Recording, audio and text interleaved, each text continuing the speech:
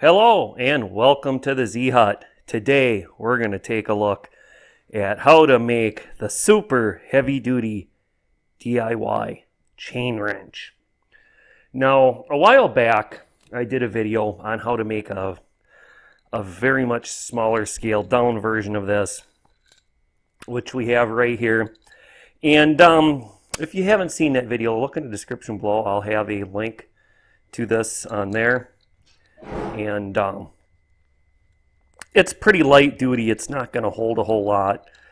I mean, it's just got those two bolts that hold it. It does work. It does work. I've used it for taking off some PVC end caps.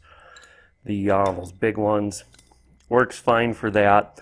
But this isn't something you're going to be able to torque on super heavy.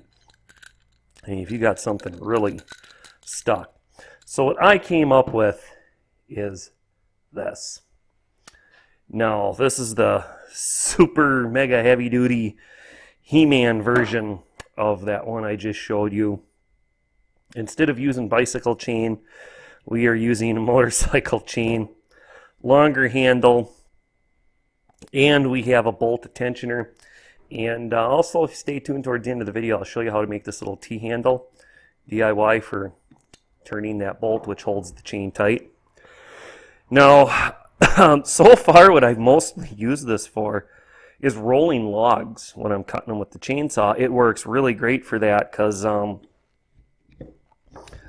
show you here. This will go to a pretty good sized diameter.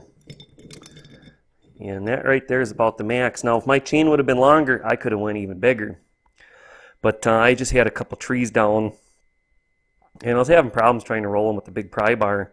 And I'm like, God, I just built this thing, brought it out there. I could pull the chain out, slide it under it, bring it up, put it in, bring it to the tightness I needed, tightened it down,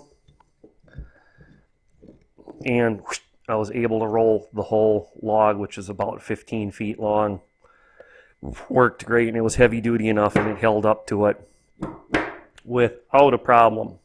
Now I've got some pictures I took while I built this, because this one is already built, but I took pictures and I'll pop them up on here as I go along explaining some things. But one thing I did when I first made this, I had a second bolt that went here, but then I found that kind of got in the way because you want the chain to turn and it kind of crimps itself, and that's what stops it, tightens it. But this has this bolt too, which tightens it, which helps even more. So you can really wrench on this thing and it's going to hold. What I might eventually do is drill another hole right here and put a nut in to put a bolt in and have it so I can tighten it from two sides. That's an option. But all right, for the materials, of course, we're going to need motorcycle chain. You're going to need a handle of some sort. If you have a square handle, you could avoid having the separate piece. I just had a round handle and I had this little piece of square tubing. Now the reason the bolts are where they are, the holes were actually already in there. If I would have had to do this myself, I probably would have put it up a little further and then had, two of them here and here. I found this did not have to be removed for it to work. Having the other bolt there was in the way, so I had to remove that. So yeah, you're just going to need a piece of tubing. You're going to need to be able to drill a hole in that piece of tubing, then weld the nut. Now when you weld the nut on, I put the bolt in and then weld the nut. That way you can unscrew. It kind of helps keep it from shrinking, and then you can work the bolt a couple times to clean the threads up, and then I put a fresh bolt in afterwards. Now your bolt size, and so it's all going to depend. I built this out of what I had on hand. I did not go and get anything. If you got motorcycle chain, use that. Bicycle chain would work. You wouldn't be able to torque on it as heavy. Some other options, I just came up with this. I might try to build another chain wrench out of this. This is a timing chain, and it's kind of unique. And the way it would grip, I thought this might actually work good to make another kind of really heavy-duty chain wrench. But that's another option, timing chains, and not all of them are this thick. Actually, was this the timing chain? No, this was out of the transmission. This is in that. The timing chain was very similar. Okay, this was out of the transmission. Sorry, but you could also like timing chain. You're not going to want to use like a log chain type chain. If you were making this for rolling logs and running a bolt through, a log chain, some smaller log chain would probably work. But this here, there's lots of different uses for this. I mean, it does go down small enough. You can still use it, practically. But I just wanted, I made it super, super heavy duty to where it's going to do pretty much anything I need it to do. This here, pretty much, this is going to go in my plumbing tools to use for PVC pipe.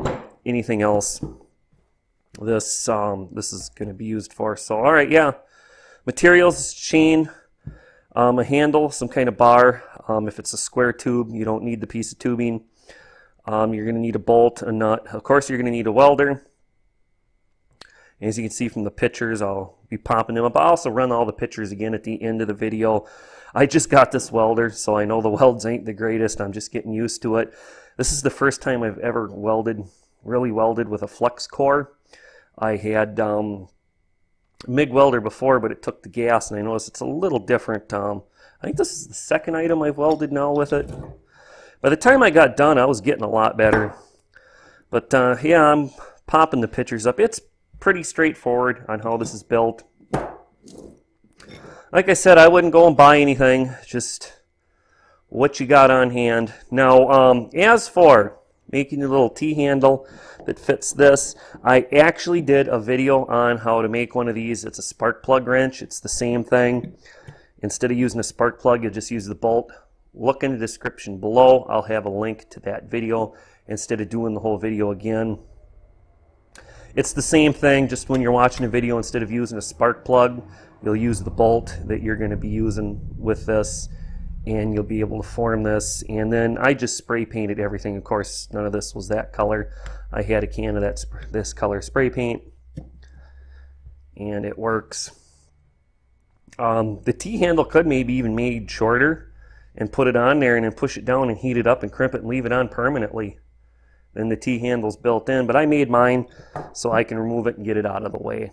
Then it's not getting broken or anything. All right, with that, I can't really think of anything else to go over.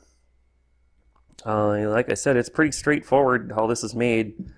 Unlike this one, which everything was just bolted together, this one's welded. You're not really going to be able to bolt this. You are going to need to be able to weld it for it to be able to stand up to and handle the abuse it's built for. And like I said, it works great, really great for rolling logs. If I ever come across some more of the same size chain, I'll probably keep it and get a connector. That way I could roll an even bigger log if I needed to. This would be a good tool to have for somebody that's a woodcutter. I know you can get log rollers, those pry bar thingies. I've got a bar, I've got a lift jack for cutting logs somewhere here that I made. But this worked really good. It was convenient. It's just another option to have in your toolbox. So, all right, well, thanks for joining us here at the Z-Hut today. I hope you found this information useful. You did, give us a thumbs up. Really appreciate it. So with that, we'll say I hope you have a great day. And remember, have fun building. Here is a look at the pictures of this being constructed again.